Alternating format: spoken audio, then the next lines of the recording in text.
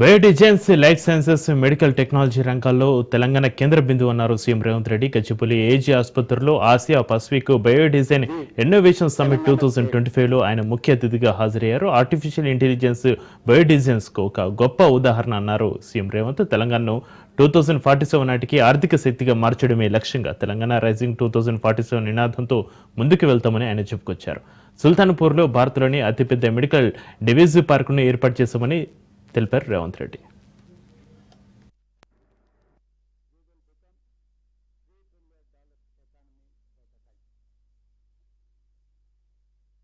We, Telangana state, started a journey that is Telangana Rising 2047. By 2034, we will become a $1 trillion economy. By 2047, India is 100 years of independence. We will become $3 trillion economy by the time. Telangana is now a hub for India's life sciences, medical devices and technology. Technology are crucial for us. Hyderabad is a vibrant ecosystem for pharma, biotech, life sciences and medical technology. We rose from manufacturing to innovation in this vertical. We established India's largest dedicated medical devices park at Sultanpur. It has best infrastructure for research, prototyping, testing and manufacturing. More than 60 companies are already operating there, including global majors and domestic leaders. This sector has seen investments in diagnostic devices, imaging technologies, implants, surgical equipment, and digital health solutions. Local startups and MSMEs are doing good work along with the global. బీసీలకు 42% రిజర్వేషన్లు ఇవ్వడంపై tea సర్కార్ దృష్టి సారించింది. హైదరాబాద్లో బట్టి అధ్యక్షతన sub committee సమావేశమైంది. BC రిజర్వేషన్ల పెంపుపై ఏ విధంగా ముందుకెళ్లాలనే దానిపై రాజ్యాంగ నిపుణులు, న్యాయ విధుల సలహాలు, సూచనలు స్వీకరించింది కేబినెట్ సబ్ కమిటీ. ప్రభుత్వం విధించిన గడువు ప్రకారం ఆగస్టు 28వ తేదీలోపు కేబినెట్ సబ్ కమిటీ ప్రభుత్వానికి నివేదిక సమర్పించాల్సి ఉంది. ఆగస్టు 29న కేబినెట్ సమావేశం నిర్వహించి సబ్ కమిటీ నివేదిక ఆధారంగా స్థానిక సంస్థల ఎన్నికల్లో రిజర్వేషన్లపై మంత్రిమండలి నిర్ణయం తీసుకునుంది.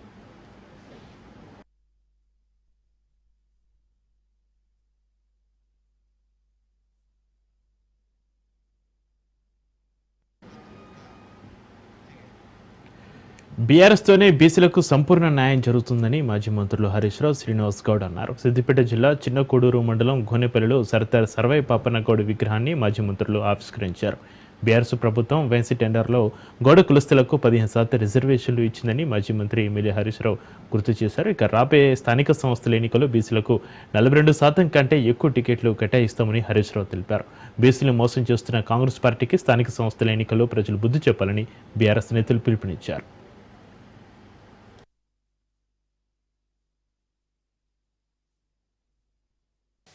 పదేళ్ళు మన గవర్నమెంట్ ఉంటే సార్ ఒక్క ఎక్సైజ్ వాడు మా దిక్కు చూడలే, కన్నెత్తి చూసినోడే లేడు, మా దిక్కు వచ్చినోడు లేడు. మంచిగా బేరం నడిచింది. ఇదేంటి సార్, మేము ఏమీ కాలే, కల్తీ లేదు, కంప్లైంట్ లేదు, దవాఖానలో వెళ్ళలేదు, రాత్రికి రాత్రి వచ్చారు, వేసుకపోయి జైళ్ళలో పారేస్తుంది. ఇదేంటి సార్ అని చెప్పి మా గౌరవంగా ఎంతో బాధపడేటువంటి పరిస్థితి. ఇట్లా అనేక చోట్ల మా నారాయణరావుపేట మండలంలో కూడా ఎంపీపీ బీసీలకి ఇచ్చిన ఓసీ ఉంటే, మా సిద్దిపేట రూరల్లో జెడ్పీటీసీ ఓసీ ఉంటే శ్రీహరి గౌడ్ అని జెడ్పీటీసీగా బీసీని పెట్టి గెలిపించుకున్నటువంటి సందర్భాలు ఉన్నాయి. అట్లా అనేక అవకాశాలు ఇచ్చినాం. తప్పకుండా రాబోయే రోజుల్లో బీఆర్ఎస్ పార్టీ గతంలోనే వీళ్ళు ఇప్పుడు మాటలు చెప్పిండ్రు, పోయిన పంచాయతీరాజ్ ఎన్నికల లెక్క తీస్తే 41% బీసీలకు గతంలోనే బీఆర్ఎస్ పార్టీ టికెట్లు ఇచ్చింది. ఇప్పుడు ఇంకా ఎక్కువ. కమ్యూనిస్టు దిగ్గజం సురవరం సుధాకర్ రెడ్డి అంతిమయాత్ర ముగిసింది. తెలంగాణ ప్రభుత్వ అధికారిక లాంఛనాల అనంతరం సిపిఐ ఆఫీసు నుంచి ప్రారంభమైన అంతిమయాత్ర గాంధీ మెడికల్ కాలేజ్ వరకు కొనసాగింది. మగ్దుం భవన్ వద్ద గౌరవ సూచకంగా పోలీసులు గాల్లోకి కాల్పులు జరిపారు. అంతిమయాత్ర ముగిసిన అనంతరం సురవరం భౌతిక కాయాన్ని మెడికల్ కాలేజ్కు ఆయన కుటుంబ సభ్యులు అప్పగించారు. అంతిమయాత్ర పొడవునా కామ్రేడ్ సురవరం సుధాకర్ రెడ్డి అమరహే అంటూ సిపిఐ కార్యకర్తలు, నాయకులు నినాదాలు చేశారు. అంతిమయాత్రలో సిపిఐ జాతీయ ప్రధాన కార్యదర్శి డి రాజా, జాతీయ కార్యదర్శి నారాయణ, తెలంగాణ రాష్ట్ర కార్యదర్శి కూనంనేని సాంబశివరావు తదితరులు పాల్గొన్నారు.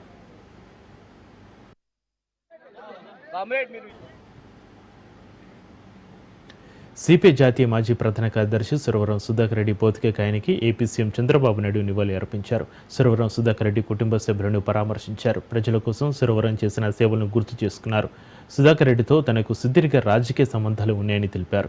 గతంలో కలిసి పోరాటాలు చేసినట్లుగా గుర్తు చేశారు. సురవరం దేశ రాజకీయాలను ప్రముఖ పాత్ర పోషించారన్నారు.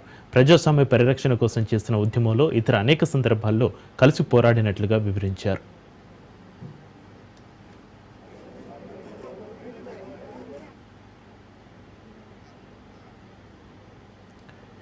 సురవరం సుధాకర్ రెడ్డి మరణం తీరని లోటని సీఎం రేవంత్ రెడ్డి అన్నారు. సిపిఐ కార్యాలయంలో సురవరం భౌతిక కాయానికి సీఎం రేవంత్ రెడ్డి నివాళులర్పించారు. సురవరం చివరి వరకు ఆశయ సాధన కోసం పనిచేశారన్నారు. ఏ రోజు కూడా అహంకారాన్ని దరిదాపుల్లోకి కూడా రానివ్వలేదన్నారు.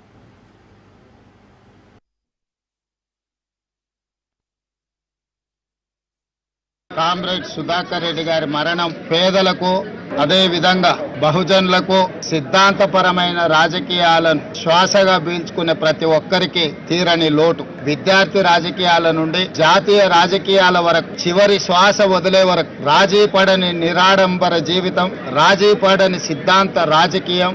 ఏఐఎస్ఎఫ్ నుంచి మొదలు పెడితే జాతీయ ప్రధాన కార్యదర్శి వరకు, పార్లమెంట్ సభ్యుడిగా వివిధ హోదాలలో పనిచేసిన ఏ రోజు కూడా అహంకారము, అహంభావాన్ని తన దరిదాపులకు రానియకుండా కంచుపాడు కామ్రేడ్ గా, పాలమూరు జిల్లా బిడ్డగా వారు వన్నె తెచ్చిండ్రు. మొన్న జరిగిన శాసనసభ సమావేశాలలో వారు ఒక లేఖ మిత్రులు సాంబశివరావు గారితో నాకు పంపించిండ్రు. తెలుగు విశ్వవిద్యాలయానికి ఆనాడు హైదరాబాద్ రాష్ట్ర విముక్తి పోరాటంలో పత్రికా సంపాదకుడుగా ఎనలేని సేవలు అందించి నిజాం నిరంకుశ రాజ్యాన్ని నుంచి పేదలకు విముక్తి కలిగించిన సురవరం ప్రతాప్ రెడ్డి గారి పేరు పెట్టాలి అని వారు నాకు లేఖ రాయడం జరిగింది.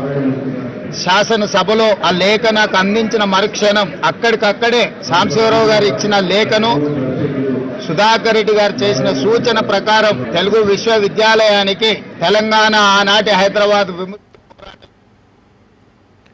సురవరం సుధాకర్ రెడ్డి భౌతిక కాయానికి BRS party working president KTR నివాళులర్పించారు. మగ్దుం భవన్లో ఆయన పార్థివ దేహానికి పుష్పాంజలి ఘటించారు. ఆయన కుటుంబ సభ్యులను ఓదార్చారు. తెలంగాణ ఉద్యమంలో తన వంతు పాత్ర పోషించి చిరస్మరణీయ ముద్ర వేసుకున్న సురవరం సుధాకర్ రెడ్డి మరణం తీవ్ర దిగ్భ్రాంతికి గురిచేసింది అన్నారు. విద్యార్థి నాయకుడిగా ప్రస్థానాన్ని ప్రారంభించి ఒక జాతీయ పార్టీకి ప్రధాన కార్యదర్శిగా బాధ్యతలు నిర్వహించడం అంటే సామాన్య విషయం కాదని చెప్పారు. సురవరం సుధాకర్ రెడ్డి సామాన్య నుంచి అసాధారణ నేతగా ఎదిగారని చెప్పారు.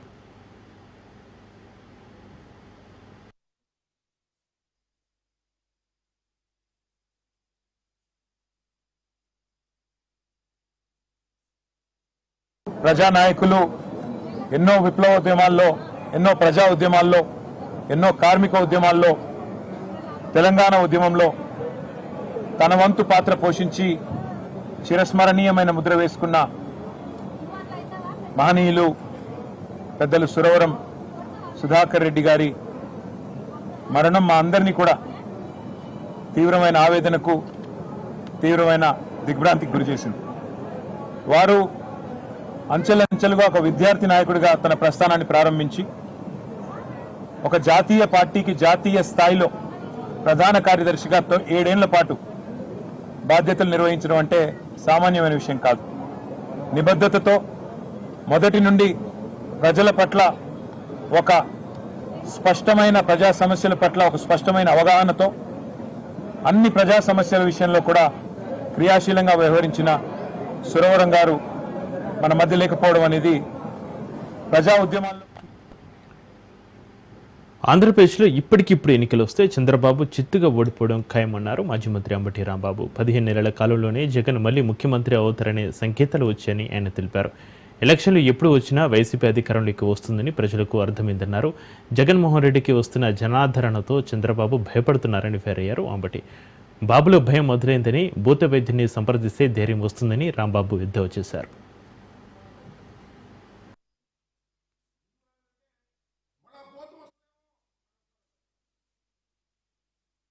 ఇవాళ నుంచి మొదలెట్టేశారు జగన్మోహన్ రెడ్డి గారిని వ్యక్తిత్వ హననం చేసేటటువంటి కార్యక్రమం. జగన్మోహన్ రెడ్డి గారు భూతం అంటండి, ఆయన చెబుతున్నాడు ఆ భూతాన్ని మేము రానియం అనేటువంటి మాట. సింగపూర్ వెళ్ళాడంట, దావోస్ వెళ్ళాడంట, ఆయన చెబుతున్నాడు, నేను చెప్పిన మాటలు కాదు. దావోస్ వెళ్ళి పెట్టుబడి రాలా, ఎందుకు రాలేదంటే మళ్ళా భూతం వస్తుందేమో అని అంటున్నాడంట. అక్కడ ఈయన పెట్టింది భూతం అని పేరు. భూతం మళ్ళీ వస్తేమో జగన్మోహన్ రెడ్డి గారు మళ్ళీ వస్తాడేమో అని అంటున్నారంట. అక్కడ 2019లో విశాఖలో 3 రోజులు నిర్వహించే జనసేన కార్యకర్తల విస్తృత స్థాయి సమావేశానికి సేనతో సేనాని అనే నామకరణం చేసినట్లుగా మంత్రి నాదెండ్ల మనోహర్ తెలిపారు. కూటమి ప్రభుత్వం చేస్తున్న అభివృద్ధి కార్యక్రమాలను ప్రజల్లోకి తీసుకెళ్లేందుకు జనసేనాని పవన్ కళ్యాణ్ దిశానిర్దేశం చేస్తారని మంత్రి నాదెండ్ల చెప్పారు. కూటమిలోని మిగతా పార్టీలతో కలిసి ఏ విధంగా పనిచేయాలనే ఆలోచనలను కూడా జన సైనికులకు సమావేశంలో వివరిస్తామని మంత్రి తెలిపారు. 28 నుంచి 30వ తేదీ వరకు జరిగే సేనాతో సేనాని విస్తృత స్థాయి సమావేశం కోసం భారీ ఏర్పాట్లు జరుగుతున్నాయి. గత సంవత్సరం నుంచి మేము అందించిన సుపరిపాలన, సంక్షేమం, సూపర్ 6 ద్వారా మేము అందించిన కార్యక్రమాలు ఎంతవరకు మేము చేయగలిగాం, మరింత మెరుగైన సేవలు చేయడానికి మేము ఏం కార్యక్రమాలు చేయాలి, ఈ సమాచారం జనసేన పార్టీలో ఉన్న క్రియాశీలక సభ్యులు ఒక బాధ్యతతోటి క్షేత్రస్థాయిలో తీసుకెళ్లే విధంగా ఈ కార్యాచరణని మా పార్టీ అధ్యక్షులు పవన్ కళ్యాణ్ గారు ముందు తీసుకొచ్చారు. ఇది ఒక అద్భుతమైన సమావేశం. 3 రోజుల పాటు విశాఖపట్నంలో రాష్ట్ర ఉప ముఖ్యమంత్రి మా పార్టీ అధ్యక్షులు పవన్ కళ్యాణ్ గారు అందుబాటులో ఉండి మా క్యాడర్ తోటి ఆయన ముఖాముఖి సమావేశాలు ఏర్పాటు చేసుకుని వాళ్ళ మనోభావాలు తెలుసుకునే విధంగా. బీఆర్ఎస్లోనే ఉన్నానని చెబుతున్న Serilingampally MLA Arekapudi Gandhi party working president వస్తే మీటింగ్కు ఎందుకు హాజరు కాలేదని కేటీఆర్ ప్రశ్నించారు. అనర్హత భయం పట్టుకున్న ఎరకపూడి గాంధీ అబద్ధాలు ఆడుతున్నారని మియాపూర్ మీటింగ్లో కేటీఆర్ విమర్శించారు. సొంత ప్రయోజనాల కోసమే ఎరకపూడి గాంధీ పార్టీని వీడారని, వచ్చే ఉప ఎన్నికల్లో బీఆర్ఎస్ తప్పక గెలుస్తుందని కేటీఆర్ ధీమా వ్యక్తం చేశారు. కేసీఆర్ అప్పులు చేసి రాష్ట్రాన్ని దివాలా తీయించాడని అబద్ధపు ఆరోపణలు చేస్తున్న రేవంత్ తన 20 నెలల పాలనలో 2 లక్షల కోట్ల అప్పు చేశారని కేటీఆర్ తోచిమెత్తారు. పేదరిండ్లు కూల్చుతున్న హైడ్రా, దుర్గం చెరువులో సీఎం సోదరుడి అక్రమ నిర్మాణాన్ని ఎందుకు కూలగొట్టడం లేదని రామారావు ప్రశ్నించారు. నేను టీఆర్ఎస్ పార్టీలోనే ఉన్నాను. ఈయన సిపాయి మనదాలోనే ఉంటే ఎందుకు రాలే ఇక్కడికి? మరి మీ ఎమ్మెల్యే నిజంగానే టీఆర్ఎస్ లో ఉంటే ఎందుకు రాలే? రావాలి కదా. అయితే కాంగ్రెస్ ఉన్నా అని చెప్పు, లేకపోతే టీఆర్ఎస్ ఉన్నా అని చెప్పు. అంతేగాని అటు కాకుండా ఇటు కాకుండా 7 ఉండాలి, నువ్వు గానే ఉన్నా అంటే నేను ఏమనుకోవాలో అదే అనుకుంటున్నాను. 10 ఏళ్లలో చేసింది కేవలం 2,80,000 కోట్ల అప్పు మాత్రమే అని పార్లమెంటులో స్వయంగా కేంద్ర ప్రభుత్వం చెప్పింది. కానీ సిగ్గు లేకుండా ముఖ్యమంత్రి రేవంత్ రెడ్డి నుంచి మొదలు పెడితే ఆయన మంత్రులు, ఎమ్మెల్యేలు పార్టీ పునాదులను బలంగా నిర్మించడంలో ప్రధాన కార్యదర్శుల పాత్ర గొప్పదని వైసీపీ స్టేట్ కోఆర్డినేటర్ సజ్జల రామకృష్ణారెడ్డి అన్నారు. పార్టీని బలోపేతం చేసేందుకు కమాండర్ల మాదిరిగా కష్టపడి వచ్చే ఎన్నికల అధికారంలోకి తీసుకురావాలని జిల్లా ప్రధాన కార్యదర్శుల అవగాహన సమావేశంలో రాష్ట్ర నేతలు పిలుపునిచ్చారు. ప్రభుత్వ ప్రజా వ్యతిరేక విధానాలను ఎండగడుతూ ఎన్నికలు ఎప్పుడు వచ్చినా కూటమి సర్కారును ఓడించేందుకు జనాలను జాగృతం చేయాలన్నారు. పార్టీని గ్రామస్థాయి వరకు క్రియాశీలకంగా పనిచేసేటట్లు చూడాలని నేతలు పిలుపునిచ్చారు. జిల్లా ప్రధాన కార్యదర్శుల అవగాహన సమావేశంలో వైఎస్ఆర్సీపీ ఎస్సీ సెల్ అధ్యక్షుడు టీజర్ సుధాకర్ బాబు, లీగల్ సెల్ అధ్యక్షుడు ఎం మనోహర్ రెడ్డి తదితర నాయకులు పాల్గొన్నారు.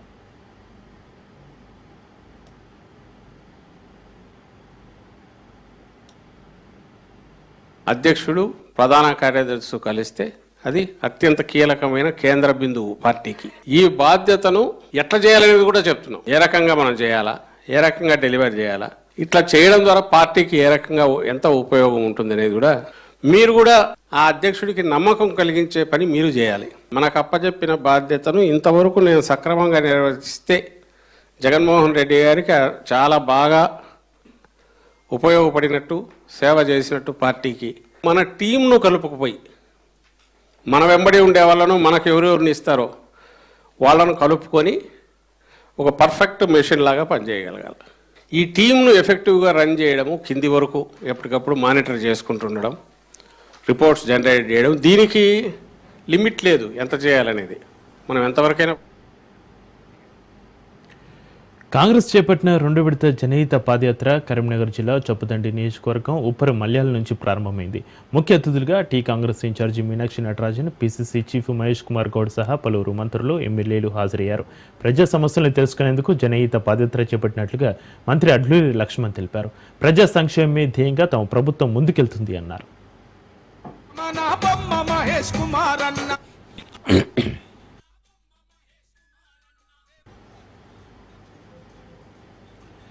అనంతపురంలో మరోసారి ఉద్రిక్త పరిస్థితి తలెత్తింది. ఎమ్మెల్యే దగ్గుపాటి క్యాంప్ ఆఫీస్ ముట్టడికి జూనియర్ ఎన్టీఆర్ ఫ్యాన్స్ ప్రయత్నించారు. జూనియర్ ఎన్టీఆర్ ఫ్యాన్స్ను పోలీసులు అడ్డుకున్నారు. ఎమ్మెల్యేకు వ్యతిరేకంగా జూనియర్ అభిమానులు నినాదాలు చేశారు. ఎమ్మెల్యే బహిరంగ క్షమాపణ చెప్పాలని డిమాండ్ చేశారు. జూనియర్ ఎన్టీఆర్పై వివాదాస్పద వ్యాఖ్యలు చేశారు దగ్గుపాటి ప్రసాద్. జూనియర్ ఎన్టీఆర్ సినిమాలు చూడొద్దన్నారు. దీంతో జూనియర్ ఎన్టీఆర్ అభిమానులు దగ్గుపాటి ప్రసాద్పై ఆగ్రహం వ్యక్తం చేస్తున్నారు.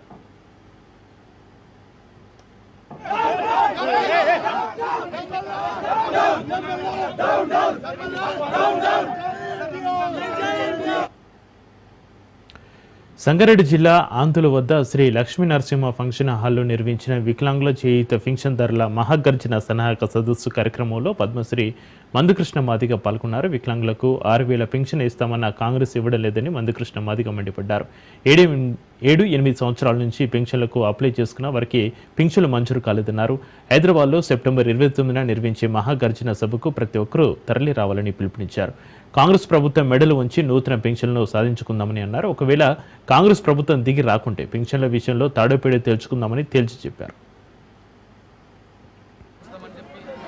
హామీ ఇచ్చి వాళ్ళందరూ ఓట్లేసుకొని గద్దెనెక్కిన తర్వాత వాళ్ళని పూర్తిగా విస్మరించడం అనేది ఇది ద్రోహపూరితమైన చర్యగా మేము భావిస్తున్నాం.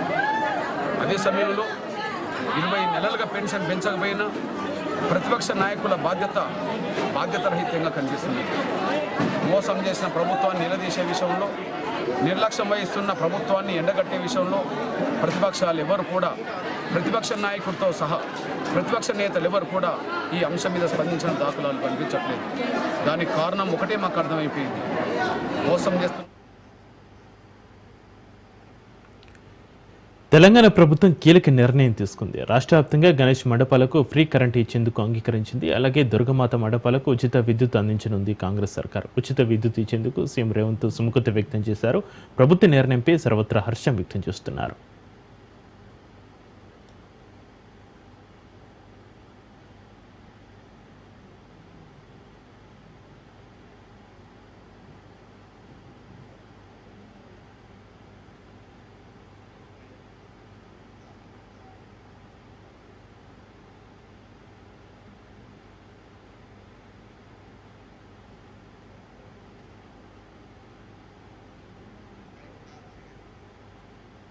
కర్నూలు జిల్లా ఆధుని ఉరుకుంద క్షేత్రంలో ఉత్తర ద్వారం వద్ద అవుట్సోర్సింగ్ ఉద్యోగులు ఘర్షణ పడ్డారు. ఇండియన్ బ్యాంకు అవుట్సోర్సింగ్ ఉద్యోగులను దర్శనానికి పంపలేదని ఘర్షణ చోటు చేసుకుంది. తమ బంధువులతో కలిసి పలుమార్లు దర్శనానికి వెళ్లిన ఇండియన్ బ్యాంకు సిబ్బంది మళ్లీ దర్శనానికి రాగా ఆలయ సిబ్బంది నిరాకరించడంతో ఘర్షణ చోటు చేసుకుంది. భక్తుల ముందే ఒకరిపై ఒకరు పరస్పరం దాడులు చేసుకున్నారు. ఇరు వర్గాల్లో పలువురికి గాయాలయ్యాయి. ఈ ఘటనపై విచారణ జరిపి చర్యలు తీసుకుంటామని ఆలయ ఈవో వాణి తెలిపారు.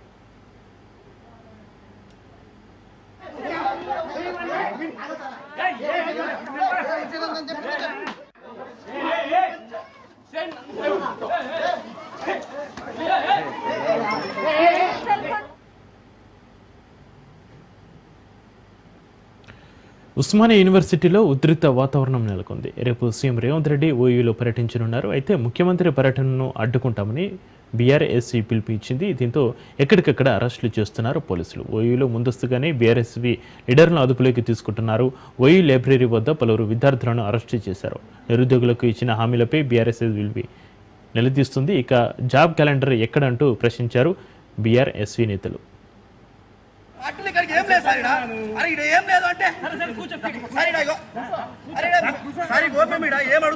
రేపు ఉస్మానియా యూనివర్సిటీ రేవంత్ రెడ్డి ఇప్పుడు పెట్టండి బ్రదర్, మీ దగ్గర ఉన్నాయి కదా, లేపు పట్టుకోండి, దయచేసి నాకు పెళ్లి కోసం కాదు కదా, మీకోసం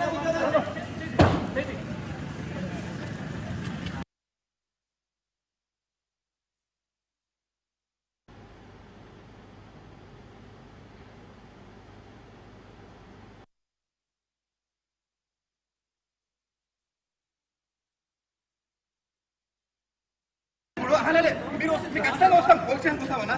కానీ మేము ఇక్కడ అడుగుతున్నామన్నా. మీర్పేటలో ఆర్మీ మాజీ ఉద్యోగి గురుమూర్తి తన భార్యను అత్యంత క్రూరంగా చంపిన ఘటన మరొక ముందే మరో దారుణం చోటు చేసుకుంది. భార్యను చంపి మృతదేహాన్ని ముక్కలు చేసి మూసిలో పడేసి భర్త మిస్సింగ్ నాటకమాడాడు. మేడ్చల్ మల్కాజ్గిరి జిల్లా మేడిపల్లి పిఎస్ పరిధిలోని బోడుపల్లో ఈ దారుణ ఘటన చోటు చేసుకుంది. మేడిపల్లి హత్య ఘటనలో అనుమానంతోనే భార్యను భర్త హత్య చేసినట్లుగా డీసీపీ పద్మజారెడ్డి తెలిపారు. ప్రేమ వివాహం చేసుకున్నప్పటికీ భార్యను పలుమార్లు భర్త వేధించడంపై ఇరు వర్గాల పెద్దలు పంచాయతీలు పెట్టి పంపించినప్పటికీ భర్త మహేందర్ రెడ్డి ప్రవర్తనలో మార్పు రాలేదని పోలీసులు చెప్పారు. భార్యను ముక్కలు చేసి మూసిలో పడేశాడని, హతురాలి మండ ఇంట్లో ఉందని, నిందితుడిని కోర్టులో ప్రవేశపెడతామని పోలీసులు తెలిపారు.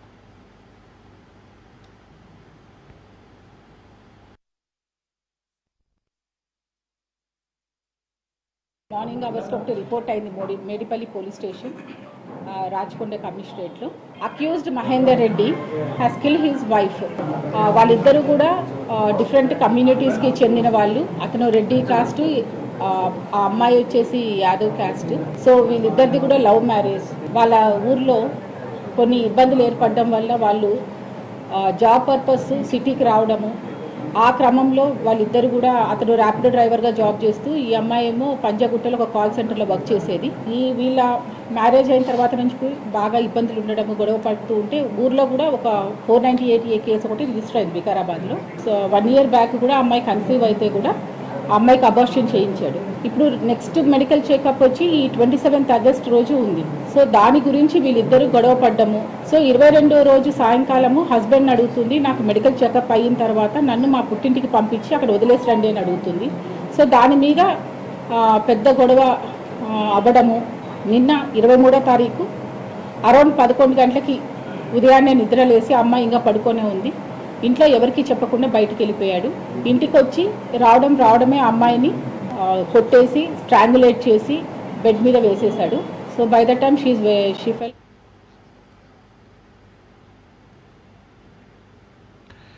భద్రాద్రి కొత్తగూడెం జిల్లా చర్ల మండలంలో అమానవీయ ఘటన ఒకటి జరిగింది. గిరిజన యువతిపై ఆటో డ్రైవర్లు సామూహిక అత్యాచారానికి పాల్పడ్డారు. కూల్ డ్రింక్లో మత్తు మందు కలిపి అఘాయిత్యానికి పాల్పడ్డారు. బాధితురాలిని కొత్తగూడెం బాలిక సంరక్షణ కేంద్రానికి తరలించారు.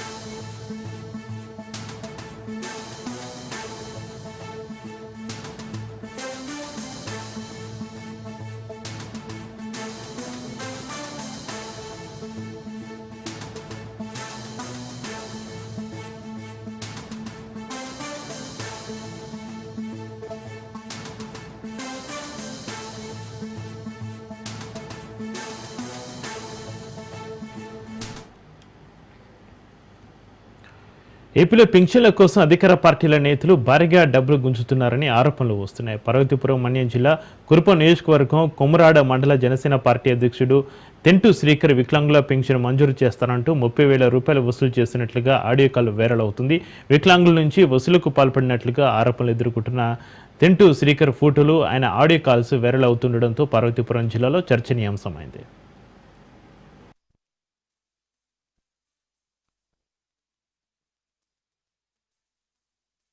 రాజు, అవును అవును, నేను మధు గారు. నువ్వే పెన్షన్స్ 1వ తారీఖు నుంచి అప్లై చేయాలి.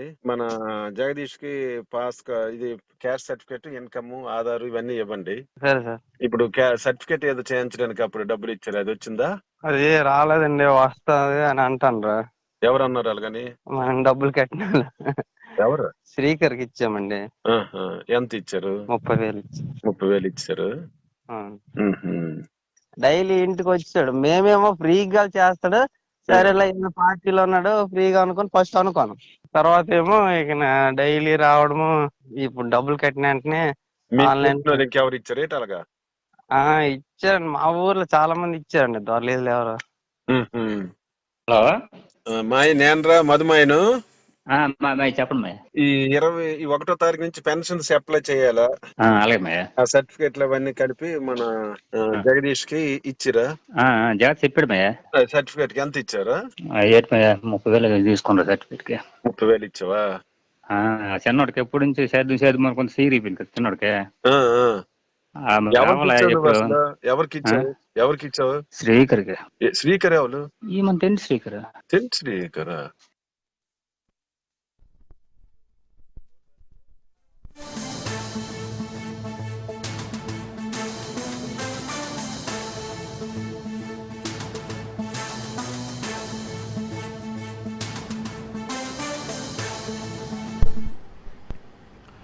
మేడ్చల్ జిల్లా చెర్లపల్లి సెంట్రల్ జైలు నుంచి ఖైదీ పరారయ్యారు. బీహార్కి సంబంధించిన రిమాండ్ ఖైదీ గోడలకు పెయింటింగ్ వేస్తూ తప్పించుకునే ప్రయత్నం చేశారు. గోడకు నిచ్చెన వేసి పెయింటింగ్ చేస్తూ కిందకు దూకాడు.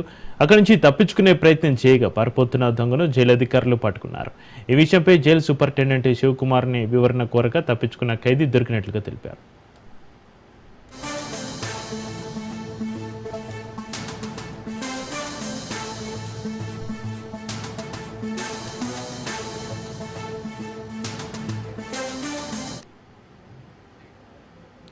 తెలంగాణ సీఎం రేవంత్ రెడ్డిని సినీ నిర్మాతలు కలిశారు. సినీ కార్మికుల సమ్మె సమస్యను పరిష్కరించినందుకు ఆయనకు ధన్యవాదాలు తెలిపారు. నిర్మాతలు చిత్ర పరిశ్రమకు సహకరిస్తున్న తెలంగాణ ప్రభుత్వానికి కృతజ్ఞతలు తెలిపారు.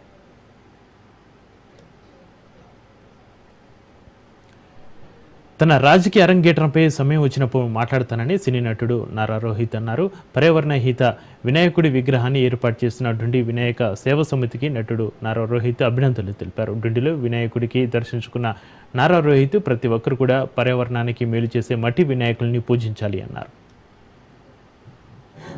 చాలా కష్టపడుతున్నారు. సో డెఫినెట్గా వాళ్ళకి ఒక అప్లాజ్ ఇవ్వాలని ఇక్కడికి వచ్చాను.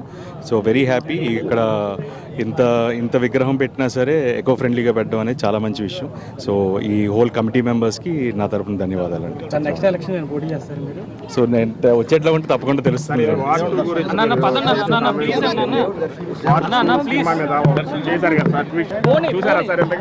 నేను ప్రమోషన్స్ అయిపోయాక చూస్తాను.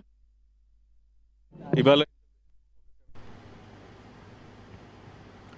నటుడు బాలకృష్ణకు అరుదైన గౌరవం దక్కింది. వరల్డ్ బుక్ ఆఫ్ రికార్డ్స్లో ఆయన పేరు చేరింది. భారతీయ చలనచిత్ర పరిశ్రమలో ఈ పురస్కారానికి ఎంపికైన తొలి నటుడిగా నిలిచారు. హైదరాబాద్లో ఆగస్టు 30న బాలకృష్ణను సత్కరించనున్నారు. ఇక 1974లో తాతమకాల సినిమాతో బాలకృష్ణ సినీ జీవితం మొదలైంది. పౌరాణికం, జానపదం, సాంఘికం, సైన్స్ ఫిక్షన్, బయోపిక్ ఇలా అన్నింటినీ టచ్ చేసిన ఏకైక అగ్ర నటుడైన ఇక సినీ రంగానికి తాను చేసిన సేవలకు గాను కేంద్ర పద్మభూషణ్ అవార్డు ఇచ్చింది. ఇటీవల ప్రకటించిన 71వ జాతీయ చలనచిత్ర పురస్కారాల్లో టాలీవుడ్ నుంచి ఉత్తమ చిత్ర అవార్డుకు బాలకృష్ణ నటించిన భగవంతి కేసరి ఎంపికైంది.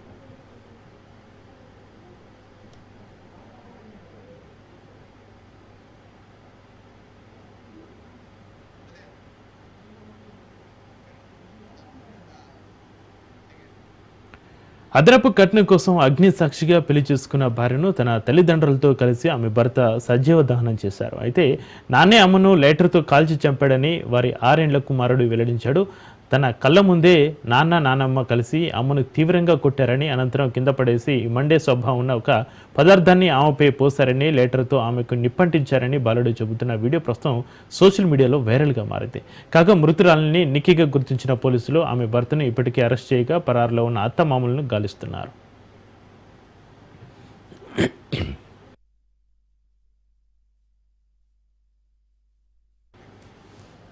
ఇక బాధితురాలి సోదరి కాంచన మాట్లాడుతూ తాను నిక్కీ ఇద్దరం ఒకే కుటుంబానికి చెందిన సోదరులను వివాహం చేసుకున్నాం. తాను రోహిత్ను వివాహం చేసుకోగా నిక్కీ డిసెంబర్ 2016లో విపిన్ను పెళ్లి చేసుకుంది. వివాహం జరిగిన నాటి నుంచే తమ అత్తమామలు నిక్కీని వరకట్నం కోసం విధించేవారు. కట్నంగా 35 లక్షలు తీసుకురావాలని చిత్రహింసలకు గురి చేశారు. దీంతో వారికి కారు కొనిచ్చాం. అయితే వారి డిమాండ్ నెరవేరకపోవడంతో వేధింపులు కొనసాగించారు. ఈ క్రమంలో ఆగస్టు 21న కుటుంబ సభ్యులతో కలిసి ఆమె భర్త నిక్కీని దారుణంగా కొట్టారు. మెడపై దాడి చేయడంతో నిక్కీ స్పృహ కోల్పోయింది. ఆ తర్వాత ఆమెపై యాసిడ్ పోసి నిప్పంటించారు. తాము కూడా అదే ఇంట్లో ఉంటున్నా కానీ ఏమీ చేయలేకపోయాం. స్థానికుల సహాయంతో ఆమెను సమీపంలోని దవాఖానకు తీసుకెళ్లాం. అయితే పరిస్థితి విషమంగా ఉండడంతో మెరుగైన చికిత్స కోసం ఢిల్లీకి తరలించాం. అక్కడ చికిత్స పొందుతూ మరణించిందని కన్నీటి పర్యంతమైంది తన సోదరి.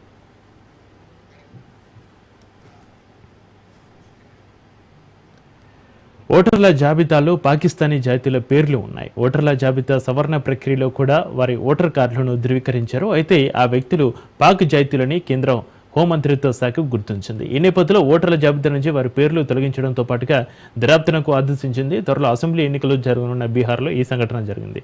బగల్పూర్ జిల్లా బిగన్పూర్లోని ట్యాంక్ లేన్లో వృద్ధురాలైన 2 ముస్లిం మహిళలు నివసిస్తున్నారు.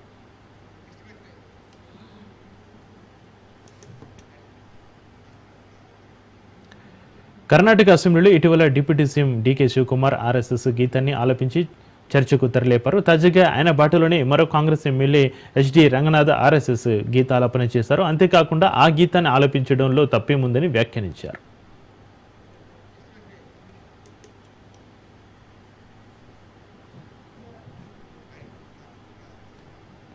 ఇండియన్ ఎయిర్ ఫోర్స్ నేర్పించిన మెలకుల వల్లే తాను అంతరిక్ష యాత్రకు వెళ్లగలిగానని భారత వ్యోమగామి శుభాంశు శుక్లా తెలిపారు.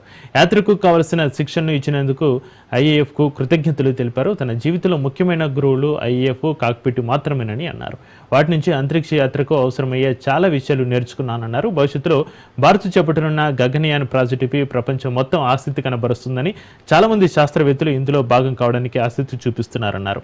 అంతరిక్షం నుంచి భారత్ ఎంతో అందంగా కనిపిస్తుందని గుర్తు చేసుకున్నారు. జీవితంలో తాను చూసిన అద్భుత దృశ్యాలలో అది ఒకటన్నారు.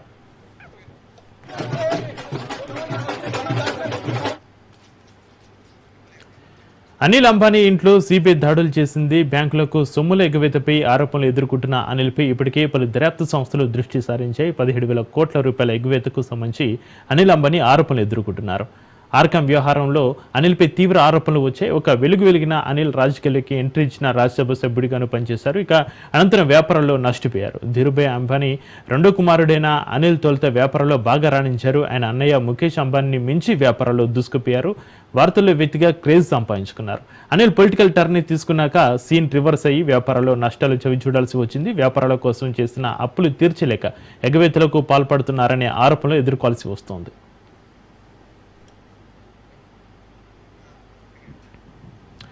భారత క్రికెట్కు నయావాల్గా పేరుగాంచిన senior test player Cheteshwar Pujara అంతర్జాతీయ క్రికెట్ నుంచి రిటైర్మెంట్ ప్రకటించాడు. ఈ విషయాన్ని ఆయన సోషల్ మీడియా వేదికగా వెల్లడించారు. 2023లో ఆస్ట్రేలియా పర్యటనలో జట్టు నుంచి చోటు కోల్పోయిన తర్వాత పుజారా గత కొన్నేళ్లుగా ఫామ్ లేక ఇబ్బందులు పడుతున్న విషయం తెలిసిందే. దీంతో అతను తిరిగి జట్టులోకి రావడం కష్టంగా మారింది. దేశవాళీ క్రికెట్లో మంచి ప్రదర్శన చేసినప్పటికీ సెలెక్టర్ల నుంచి పిలుపు రాలేదు. దీంతో ఇకపై తనకు జట్లో చోటు దక్కడం కష్టమని భావించిన అతడు ఈ నిర్ణయం తీసుకున్నట్లుగా తెలుస్తుంది. ఇక పుజారా నిర్ణయాన్ని పలువురు క్రికెటర్లు స్వాగతిస్తున్నారు.